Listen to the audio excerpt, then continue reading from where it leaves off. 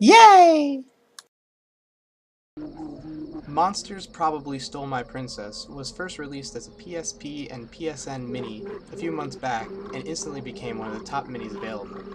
Now it brings its parody and charm to the Xbox 360 as an Xbox indie game and is every bit as wonderful as the original. You play as the Duke, a vampire whose princess was stolen by monsters. Probably.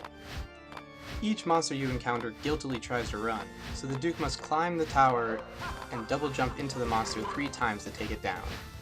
If you just play the game through, it'll all be over pretty fast. You'll also be missing out on a lot of the game's fun and levels of depth.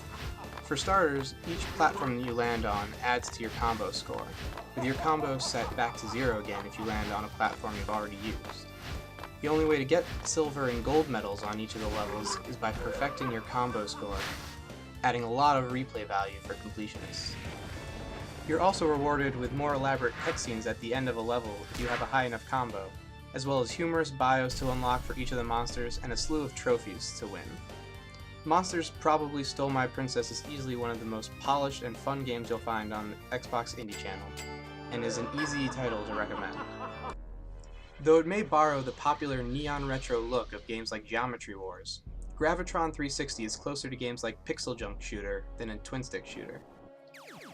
At its most basic, Gravitron 360 has you piloting your small ship to destroy a planet's reactor and escape before the whole place blows. Of course, even on the early levels, it's never that simple, as you'll also be blasting enemy turrets, rescuing passengers, and navigating twisting caverns. As the game's title suggests, gravity affects all aspects of the game, as your ship will slowly drift toward the planet if left alone, which doesn't always mean falling down. You can also use this loose interpretation of gravity to your advantage by landing on any flat surface, whether it be horizontal, vertical, or any odd angle, so long as your ship's landing gear is facing toward that surface. There are 2 control options, so you can either play with the traditional asteroid style of pressing left and right to rotate your ship, or you can opt for a more modern control scheme where your ship points wherever you aim the left stick. As a gamer who absolutely hates the rotation controls many games force on you, the alternate control scheme is a huge plus for this one. Gravitron 360 has a slower pace than most of the indie shooters I come across, but that also allows the gameplay to be more thoughtful and deliberate, which for many gamers out there will be a welcome breath of fresh air. Codex is a puzzle game where you slide tiles to match the tile layout given in the top right corner of the screen. As you'll see, I'm not actually very good at this game. There's a goal number of moves to complete each level in, but it's usually some ridiculously low number that I honestly don't see how it's possible to attain. But I know that it must be possible, and that's what keeps me coming back to Codex time and time again. There's a limited number of moves that you can use on each level, which often for me leads to getting frustrated and giving up. But when I later come back to the game and solve one of those particularly challenging puzzles, the feeling of accomplishment is that much greater. Most puzzle games let you mostly zone out as you get into a zen-like groove with the game. Codex isn't anything like that, and will genuinely challenge you each step of the way. But with each challenge, there's an even greater feeling of accomplishment, which is what makes Codex truly special to play. Eh? Jump and Bounce is a platformer where you play as a bouncing ball collecting points, avoiding enemies, and making your way to the exit.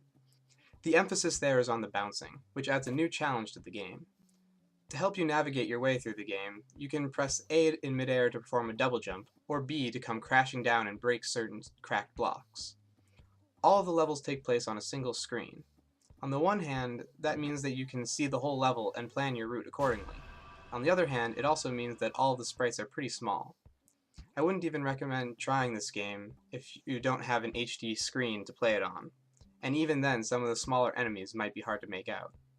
But if you have an HD setup, then Jump and Bounce is an above average platformer with some truly creative level designs to take advantage of the bouncing controls. Run Rectangle, Jump Shoot should be the poster child for why some indie developers should invest in hiring an artist rather than trying to do the graphics themselves. The gameplay is great, with solid controls, challenging levels, and creative boss battles. Unfortunately, it's an absolutely hideous game. But if you're the type of gamer that can push past bad graphics for the sake of gameplay, then there's a lot to like. Fish Squid Time Machine is a game made as part of Indie Combat, a competition for bragging rights that pits 2 indie developers against each other to each create a game that combines both developers' graphics and gameplay styles. Fish Squid Time Machine is the entry from developer Farbs and combines his friendly one-button game Fishy Fishy with the hectic neon shooter Squid Yes Not So Octopus. The results are predictably bizarre and seizure-inducing. If I had left with my initial impressions, I probably would have thought that it was unplayable. But for those brave enough to stick with it and only play using one fish at a time, Fish Squid Time Machine can at times appear to not just be a multicolored mess, but merely an almost impossibly difficult game. Then a donkey flies across the screen.